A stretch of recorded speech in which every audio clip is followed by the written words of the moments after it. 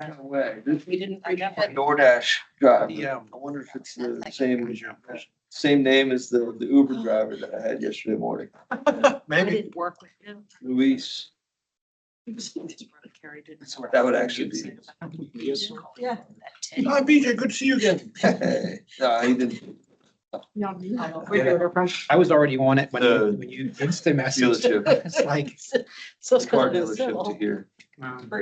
For your Uber? Yeah, I dropped What off. about your lunch? I mean, Oh, lunch. Chick-fil-A. Harry's very good.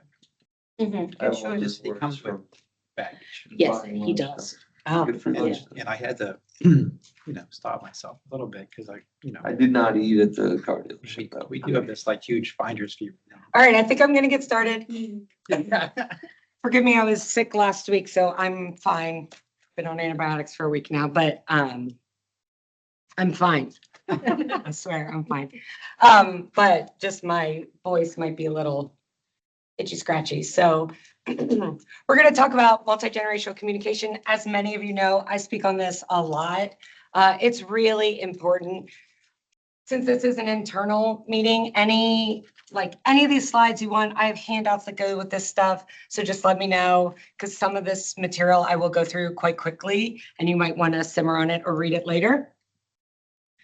Everyone can hear me? I sound good? Excellent. All right, so some ground rules before we get started. There are no lines in the sand when it comes to aligning to a generation. So, if you Google who is a millennial, who is a baby boomer, everyone is going to give you different years. I actually use the years from Shippensburg University's Workforce Development, which is who I did some research on this with, Purdue, and the Census Bureau. So that's where my years come from. There are no rules when it comes to your generational preferences. They are influenced by who raised you, parents, for example, who influenced you. Were you in Boy Scouts, Girl Scouts, lots of sports, theaters, something where somebody had a strong influence on you? And also who work raised you. So who taught you what work was like? And did that person teach you that your start time is when you roll into the parking lot, or your start time, you're late? 15 minutes early is on time. Yeah, sorry to interrupt the presentation. You're doing a phenomenal job, but can you go back to, I think it was slide 3? I just need some clarification on that point. So sorry guys, my apologies for being late. Last one went over a few minutes, but please proceed. Another meeting. Can you make the font just a tad bit bigger? Can't quite see it. Oh, sorry guys. Realtor. It's giving boring. I know we're at time here, but I just had one more quick question. Literally, why is he asking another question? Sorry, can you repeat that? Sorry, I had to respond to an email really quickly. Why is there so much text on that slide? Fantastic, yeah. And can we make sure that the meeting notes are shared after this? Just want to have them for reference. More notes to read, can't wait. This recording's gonna be sent out, right? Literally could have been an email. Did you see yourself on there? Yes. By the way, Ritu will not be reimbursing anyone for the chiropractic appointment afterwards for all of the nodding and the head shaking that you are about to do during this presentation, because we're going to touch on some pretty spicy topics when it comes to your own personal preferences, as well as people that you work with. So I'm going to go through these 5 generations. And to the best of my knowledge, we don't have anyone from the silent generation, but we do have from baby boomers down to Gen Z. And just because we don't have silent generation working with us does not mean they are not our clients. They're also members of our families and our communities. So if we start with them, they are the oldest generation working, obviously raised without technology, and they were heavily influenced by difficult economic times. They have strong core values. They're excellent workers. They were work raised that you went to an organization, you stayed there till you retired, you collected your pension. A person from the silent generation requires a handwritten thank you note when they give you a gift. If you're wondering if somebody has the trends of the silent generation, just ask yourself, do I need to write them a note? My grandparents are very influential with me, so I still make my kids handwrite notes. It's just another way that like I ruin lives, but that's like a separate conversation. Okay, ideal workplace, obviously offline tasks. They are not comfortable or familiar with technology. Personal interactions. There's a guy in the West Shore Chamber. His name's Art. I see Art all the time. Every single Monday he goes to the bank. He could just deposit his checks probably at least 3 other ways, but he goes to the bank because for him, those personal interactions, that was how he was work raised. That is still important to him. Whereas for another generation, they might think the last thing I want to do is go to the bank weekly. And even furthermore, the last thing I want to do is talk to somebody once I get there. So obviously, silent generation thrives on face-to-face interaction. If you are managing them, and when I say manage, I don't just mean here, I mean as a client or as somebody that you're interacting and partnering with, you're gonna wanna do it in person. You need to be successful, you should encourage them to share their expertise. They actually know where the bodies were buried. I did a whole regional tour with PSATs of all of these townships in Pennsylvania, and I spoke on this every single time. And many township supervisors are of this generation, and they 100% do know where the bodies were buried. They know, 3 township supervisors ago, why one piece of land never got touched, or what happened to it, or the political drama and disruption that happened 30, 40 years ago. So this is where they are an asset, and you can encourage them to share that. Just allow the time for it. It's not going to be quick. So for them, respect, hierarchy, expertise, that's critical at work. They expect to be respected for all of their knowledge, for all of the years that they have been working and living. Preferred communication or formal. So even more so than a phone call, in person, handwritten, and they appreciate being consulted. So if you have somebody that you're working with, townships are easy because they do have so many people of this generation still working, which typically, if someone of this generation is working, it's for 1 of 2 reasons. They want to, or they have to. If they want to, and I'm not talking about the people at the theater who are like, here, this is your seat. Like those people are just like living their best life. I'm talking about the people who like want to because they're so high up the food chain. They're still influential in what they do. So they're still a decision maker and they want to stay that way. If they have to, they haven't saved enough for retirement and they might not be too thrilled about it. But either way, if you are working with a client who has somebody of this generation, even if that person is not your direct point of contact, you will get farther by consulting them or including them. Who's next? Huh? The boomers. The wealthiest and most influential group working today. If you're wondering if you have baby boomer trends or preferences, my question to you is, do you have a Folgers can in your garage full of screws? So, yeah. So because I told you my grandmother was very influential with me, I don't have a Folgers can. I have a Crisco can. And if you know what Crisco is, then you know good baking. And my husband was not raised this way. So for my husband, he didn't have the influences that I did. So we build something or put something together and there's some miscellaneous screws left and he holds it up like a toddler proud, they found the nicest leaf on the ground. And I'm like, oh, that goes in the can. But there's nothing better than when you need a screw and it's in the can. I mean, there's not. Don't even get me started on random pieces of 2x4s. That's a different conversation. But The boomers are a significant part of today's workforce, and they're about to be a significant part of the retiring workforce.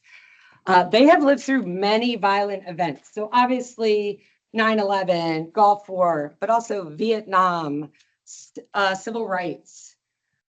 They've seen a lot of things.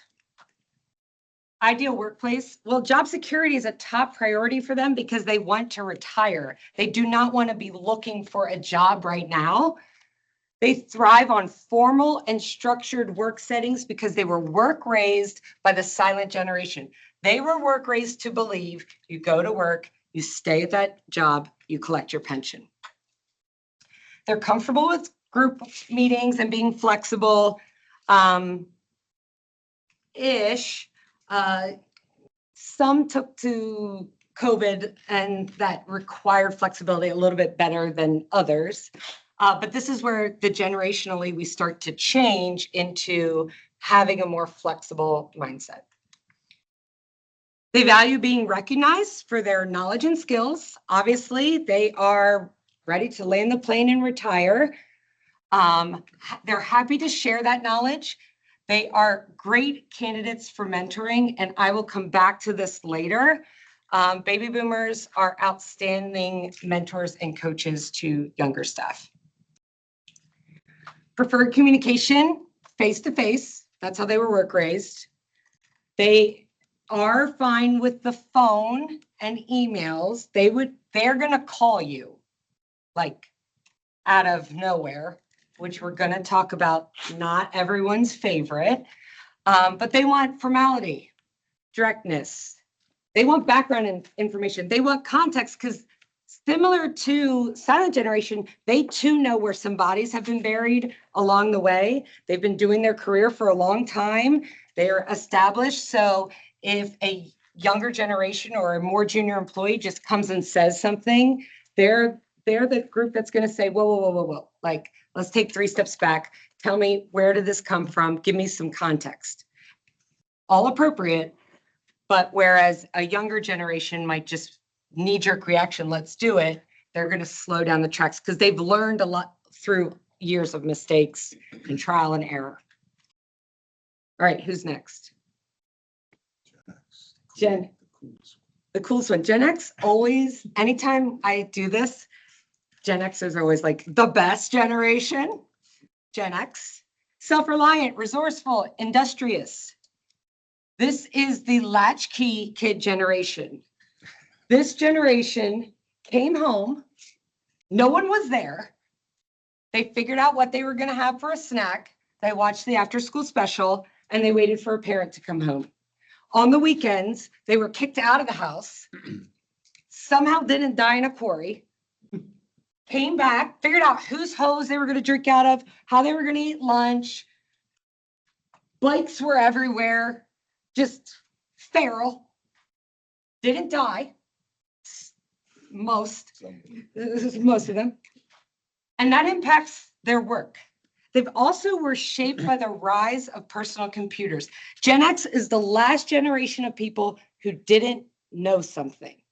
So for those of you who are younger than Gen X and or, Kat, I'm looking at you, and or if you forgot, not knowing something looked like this. Oh, there's that movie and there's that guy. He's like a kid, but he becomes an adult. There's like a piano. There's like a genie. Oh, what was that movie? And then you go about your day. You just go about, you don't know. And then at some point during the day, you say to yourself, what was the movie? Big. And you're like, oh my God, it was big. At that point, you're not around whoever you were around earlier when you were trying to figure out the movie for the first time. They're gone. And there was no cell phones at that time. So you just had to wait till the next time you saw them or call them on the landline. If you want to know how old you are, ask somebody how they hold a phone. This is old, this is young, just so you know. So for a Gen Xer, the ideal workplace is one that puts more emphasis on individuality and has physical and psychological space. These folks plan their whole day from when they were single digits. Are you going to try to plan their day now? Like, that is not going to work. They were trusted, I'm not saying whether it was right or wrong, by the parents to figure it out.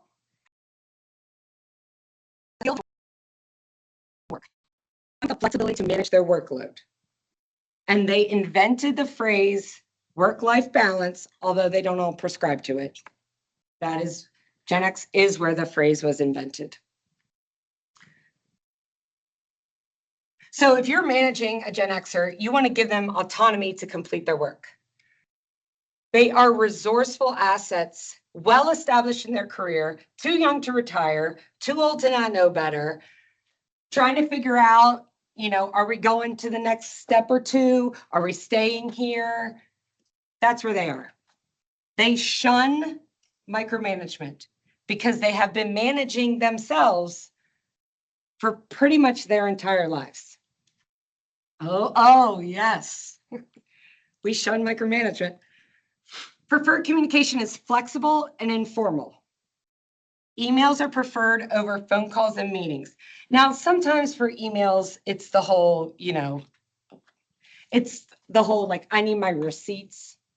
I want an email because I want a receipt. I want you to be able to say, hey, you never sent that to me. And then I'm like, in 1 second.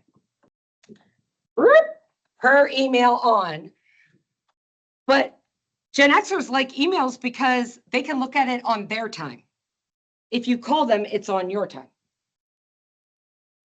So only communicating during work hours, that falls into work-life balance if the Gen Xers actually prescribing to that. And as we know, there's sometimes where you definitely do, sometimes where you might not. These are all expectations that, you know, vary based on your role and your manager and your life and all those things.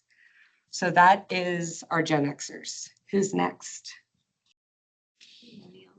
Millennials. The millennials. This is the participation trophy generation.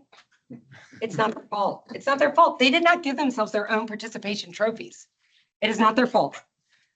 But back in the day, there was the commercial that said, it's 10 p.m. Do you know where your kids are? And that was a legit thing.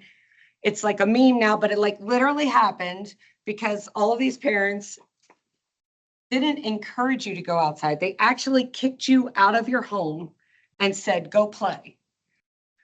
And then at some point, these parents said, oh gosh, this might not be the best idea.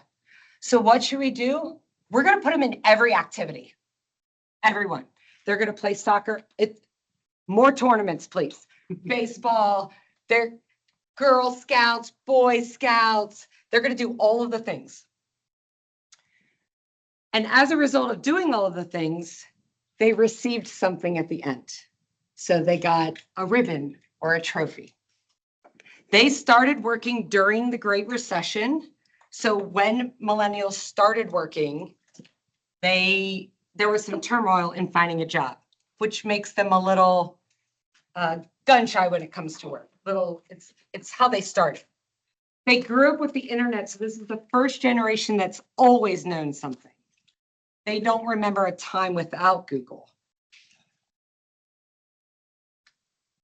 Now, generationally, we start moving towards thinking about our organizations more globally. So because millennials are the first generation who actually had the internet, they started to see people beyond their community. You know, back in the day, Gen X, baby boomers, silent generation, you know, people didn't necessarily leave their community when they graduated, and that still happens from a small town. There's some lifers there. But now I can see people out of my community. I don't need to leave. I can learn about food and cultures elsewhere. I can have conversations with people from anywhere in the world. And this started with millennials as they're growing up. They fully embrace remote and hybrid work. Millennials do not want to be in the office. Sorry, C-Team. They prefer inclusive and diverse work settings. Inclusive meaning everybody has a voice in their work. Also meaning and diversity meaning there are people with different skill sets, people who don't look like them, people who are bringing different attributes to the table, not just diversity in the way that we sometimes think of it, where we're just trying to make sure we have a well-rounded group of people, well-rounded in every way. So they want transparency and honesty because every time they did something growing up, they got something for it. So a millennial might do their job and they say, I did it. And you're like, yeah, oh, that was your job. So thanks. But in reality, their whole life, they did something and someone said, good job. You can't just turn that off when you were raised that way. It's not their fault.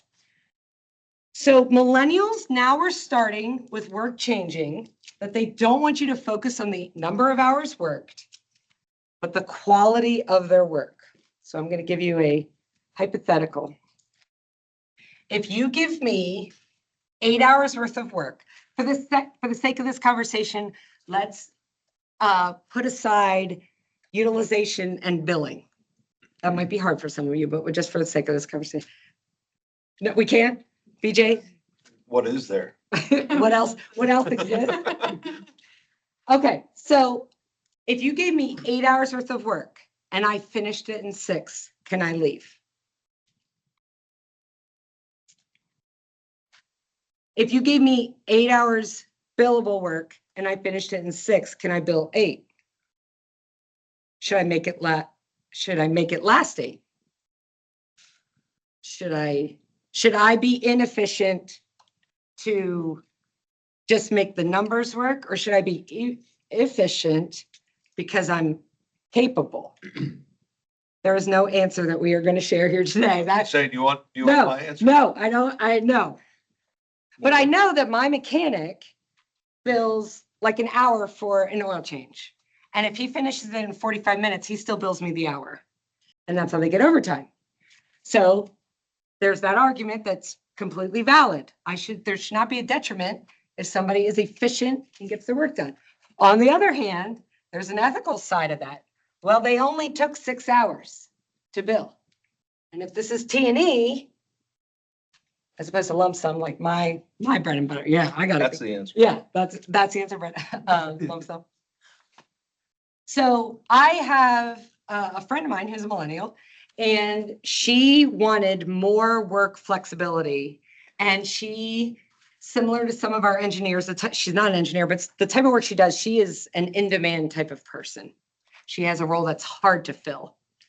And so what she negotiated is every day of the week, she puts in her 8 hours, however she wants, between 6 a.m. and 6 p.m. It does not matter. She wants to work 6 in the morning till 10 in the morning and then take a 4-hour nap. Okay. She wants to work 8 to noon, go to the grocery store, hit the gym, doesn't matter. She has to put her 8 hours in each day between 6 a.m. and 6 p.m. And that's what she negotiated. She had the leverage to do that, but that's what she negotiated because she wants that flexibility every day. She wants to decide, it's gorgeous, I'm going to garden for an hour. As work changes and people in these generations start to become leaders, I suspect we are going to have to do things like that and see more things like this to retain talent. We will have to get creative. I'll talk about Gen Z then in a minute, but millennials value well-being initiatives at work. This is the first generation that started to say, hey, how about a gym membership? Yeah, how about, what's in it for me? Can I get an annual stipend for, massages? And I've worked at places where we had some crazy stuff that we could buy. And I've worked at places where you can buy nothing and, walk around the parking lot.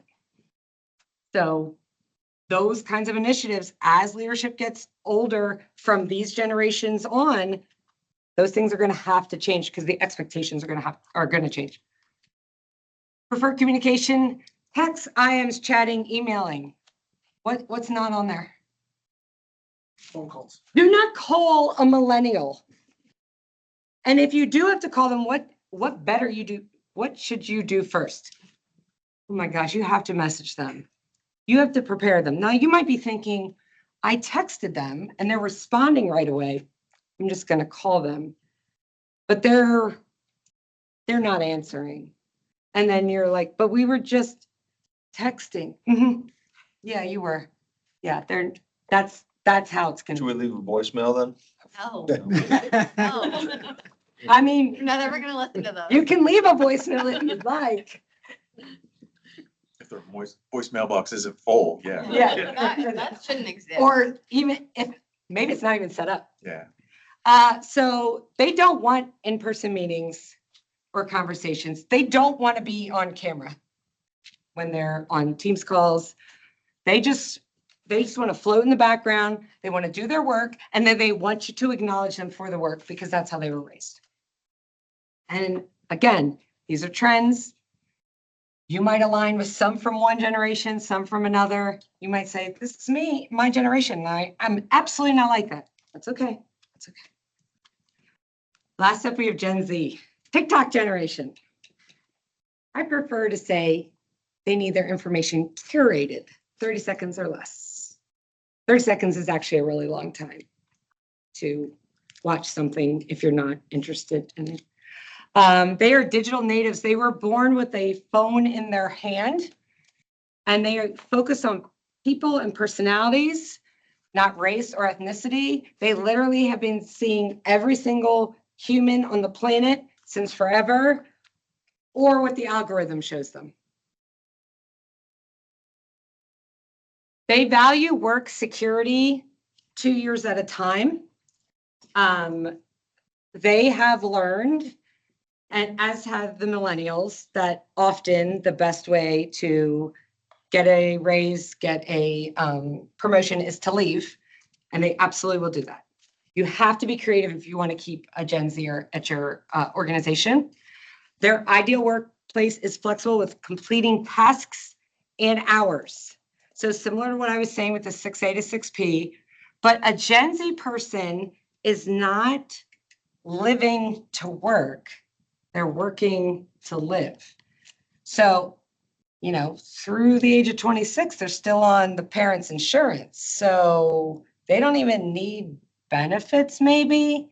I had to work with a plant manager. He could not fill his full-time roles, and he couldn't understand why, but they were all super junior entry-level roles. So we took all of these full-time roles, cut them in half, and made part-time roles, and he filled them right away. They just want enough to cover their bills. The idea of getting a full-time job and having benefits, don't even start retirement. That's like not, when is that? Oh, it's like forever from now. Am I wrong? I don't mean to make you the target Gen Z or that, but social responsibility is important for a Gen Z person because they have more awareness outside of their community. And that should track with the internet. How to manage. So they want a highly collaborative management relationship. People accuse Gen Zers of being too big for their britches. If you don't know what that means, just ask someone with gray hair. But what that means is they want to bite off more than they can chew. They want to do more than they're capable of. Part of that is because they've always been able to find out an answer. If I can always get an answer to something, why can't I think I can do everything? I can be successful in ways that, you know, previous generations at the same age could not be successful. The only way to work through that is to allow them to safely fail. So if you have somebody who asks to do something and you know they are not capable from a skill set perspective, they're not capable of doing it, let them do it, partner them with someone who's actually going to do it so they can realize they cannot do it. That is the only way that you can successfully check them before they wreck themselves. If you know, you know. If you don't, then you're Gen Z. Do you know check yourself before you wreck yourself? Yeah. Yes. Okay. So they want a strong company mission to learn and grow professionally. They thrive by being mentored and coached and taught by senior employees. So millennials, we started putting them as children into every activity that has gone to Gen Z. It's to the point where the school district that I live in, you cannot start a sport as a freshman. Like you can't like say like, I'm gonna try out for volleyball, like at the Y, but not at school. You know, I'm gonna go out for the soccer team. Have you been playing since you were 3? No? Okay. You're not playing soccer then. And that's just how it is now. So for them, these older generations have been their coaches and their mentors, their church leaders, their community leaders. They have been influenced by these older generations since forever. So they want to be mentored. They want to be coached at work. Preferred communication is transparent and immediate, like TikTok, Instagram Reels. You know, they want the likes. They want it from you. Rely on video and voice communication. Okay, so on your phone, you can record an audio clip, a voice text, a voice memo, and you can send it to someone. Now, you might be thinking to yourself, that sounds like voicemail. They want you to hear them so you can hear their tone and, you know, they could tell you the story and they don't have to type it all. And you might even for a second think, well, should I call them? Because they just texted me. Gina's already shaking her head. No, do not call them. They just texted me them talking. So clearly they're in a situation where they can speak. But Kat, should they call you? No, don't call them. You can record your own audio, voice memo, and text it back to them. That's fine. And you can do that back and forth. And you might be thinking to yourself, that's a phone call. It's a walkie-talkie. It's a walkie-talkie. Nextel back in the day. Yeah. Back Nextel. It's just like streaming is going to turn back into cable. And then the voice memos are going to turn into walkie-talkies. So Gen Z does most of the work on their phones. I've had interactions with some people who are like, I'm on my phone too much. I'm really trying to, you know, not be on it for work. But we're going to talk about how to get Gen Zers off their phones and how it's also an asset that they are so comfortable on their phones. All right, I'm going to go through these quick. So, and I have this all this information. Silent generation, write them a thank you note. Baby boomers, excellent coaches and mentors. Gen X, leave them alone. Millennials, never call them. Gen Z, too big for their britches. Did I catch it? Did I get them all? Yeah, I think so.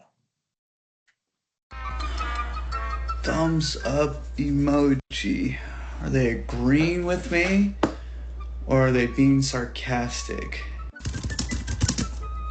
Thumbs up emoji?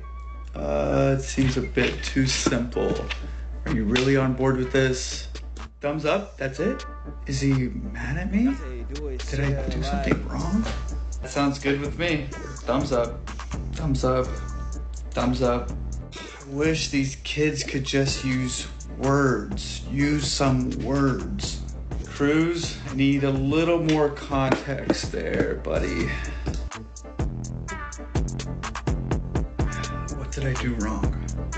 Thumbs up? Cool. All right, gave a thumbs up. I guess I'll just take the thumbs up as they're agreeing with me, approval. Okay. Let me just ask them if everything is okay.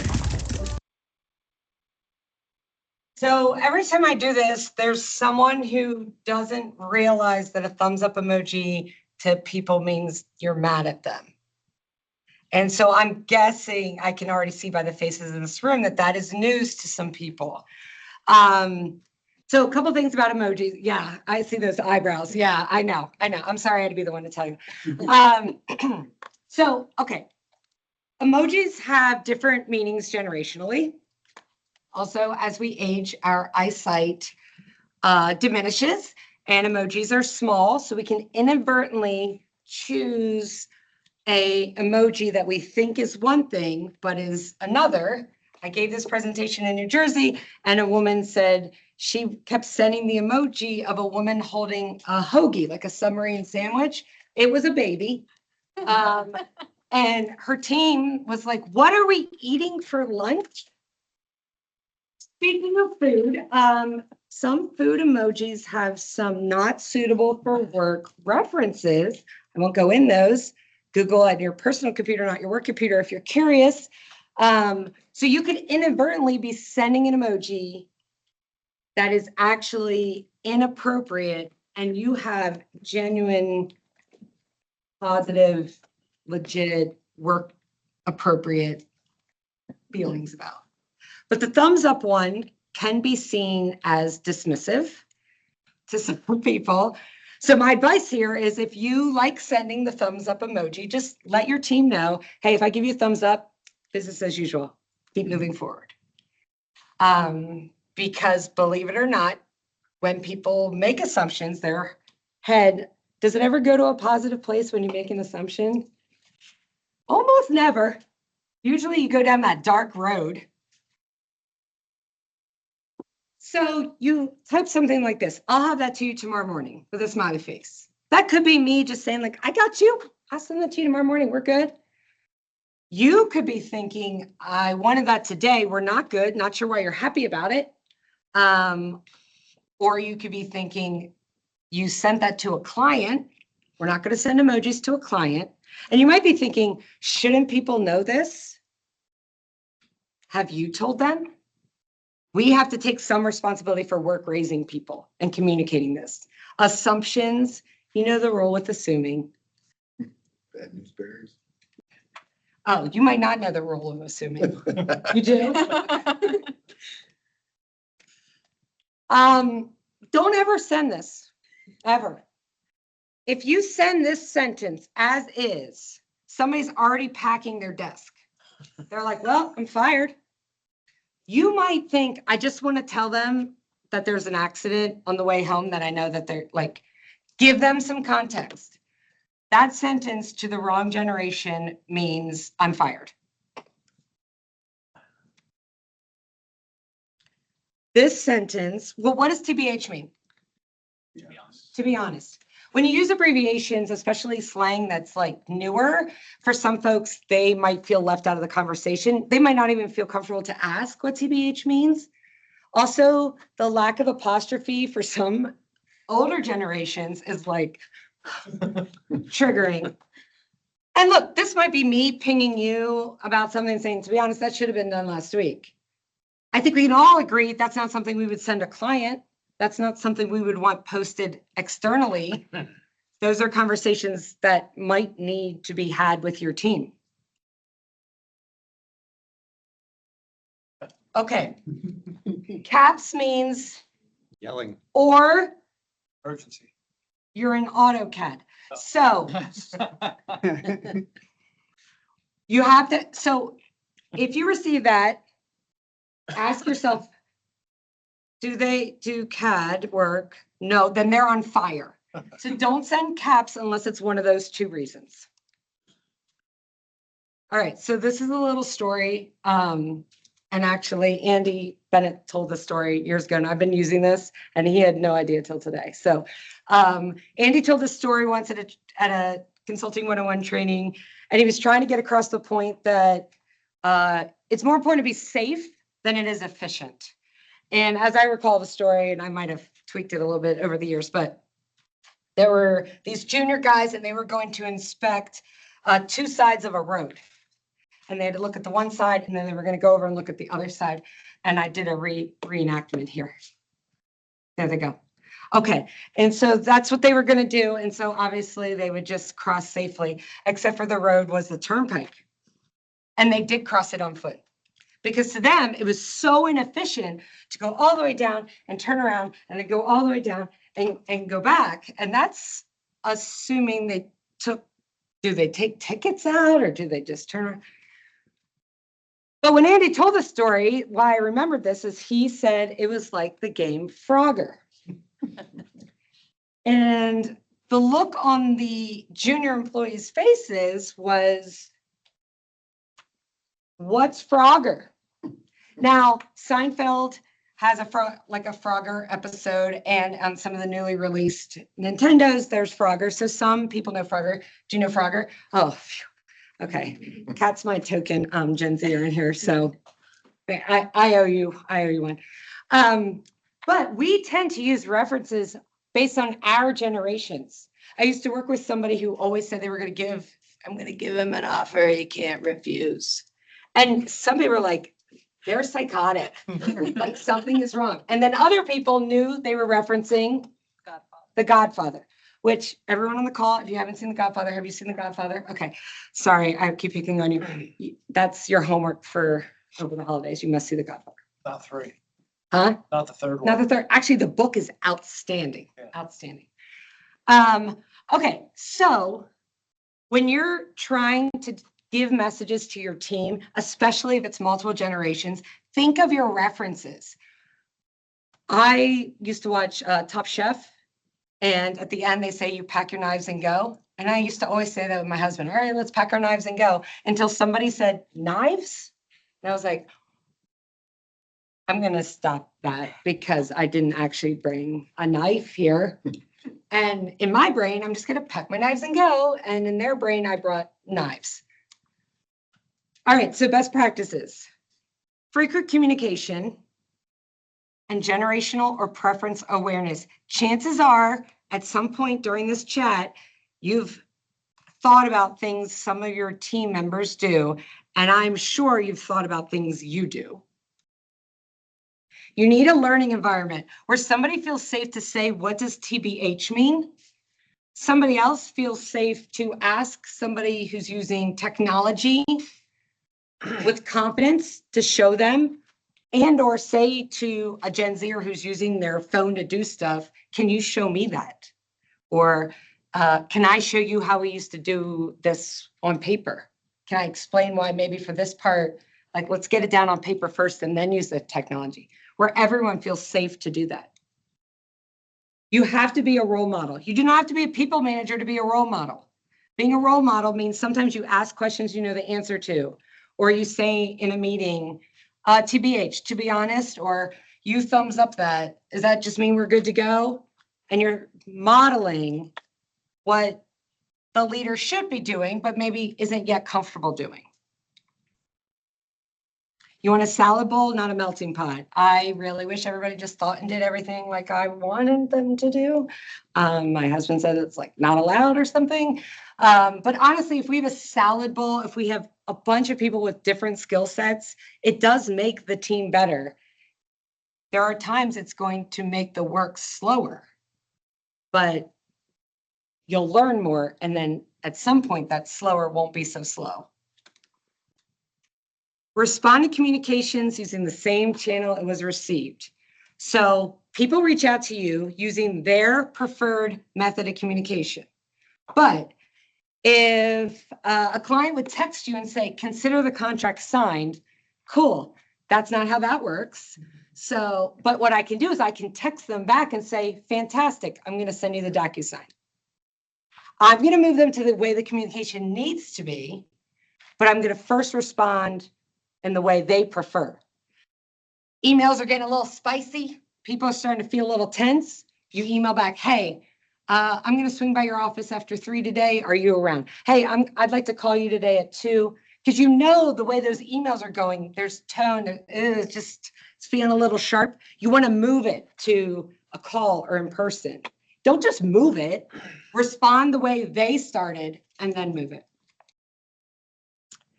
And give grace and assume positive intent. I mean, for the most part, are we like coming to work and like trying to have a good day and like not ruin lives and, you know, trying to be successful? So if you like really think they're trying to be successful and they're not, so first of all, it's almost never about you. But could you help them maybe be more successful? You know, it's probably something else. All right, so here's the path. You've already realized your preferences. You're hyper aware of them right now. Think about your team. Do they all speak with you using the same way that's your preference? So if you prefer not to have phone calls, are they all calling each other or vice versa? Now think about your colleagues, your peers. Are they all interacting with you or each other using your preferences? Should you adjust what you're doing? A little bit? I mean, nobody wants to do what they don't want to do. I want to do my thing. I prefer my stuff, so I want to do my preference. But if you forget everything that I said today, this is going to change everything. Beginning today, all of your conversations with your clients, your teams, new hires, potential candidates, you're always going to ask them the same question from here on out. And you don't have to ask it exactly this way. You can find your own way. It is a game changer. You're going to say to them, how would you prefer I communicate with you? You're going to ask them their preference. When you meet people and you get their business card, you're going to write email. You're going to write phone. You're going to ask them, oh, hey, this is great. What's the best way to reach you? How would you prefer I communicate with you? Is a phone call good? Email? You know, sometimes people say I'm in the field. Email's best because you can never really reach me by phone, or vice versa. So you're going to start doing that today. And then now you're saying, I'm going to cater to you. And you can't always do it. Some stuff doesn't make sense, but at least you know their preference.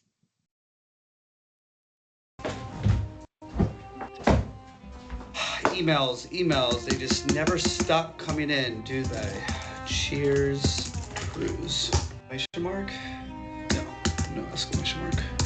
See attached for latest social media stats. Peace out, Ethan. Proposals attached. Best, Travis. Sincerely, comma, Bill, Senior Vice President. Stay awesome. I like that one. Come on, Cruise. Catch you later, Ethan. Regards, Travis. Best regards. Talk soon. Thanks, Travis. TTYL, Ethan. Did you notice the Gen Zer is just talking? He's not actually typing anything. He's just talking to I his, thought he had his phone down there texting. yeah, no, he's talking. All right. How you would prefer to communicate with me. If you're not already connected with me on LinkedIn, we should be connected. Email or phone. I prefer email. I'm of a specific generation that tends to prefer email, but I do pick up the phone because we know you can't just not use the phone. I will say in that mentorship coaching idea, some of that has to be with using the phone, having in-person conversations, meeting people in person, especially with COVID. Some of those younger generations, they weren't raised on that skill the same way older generations were. That's all I have for you today. If you have any questions or anything, that's a wrap for me. So thank you. Thank you. Thank you.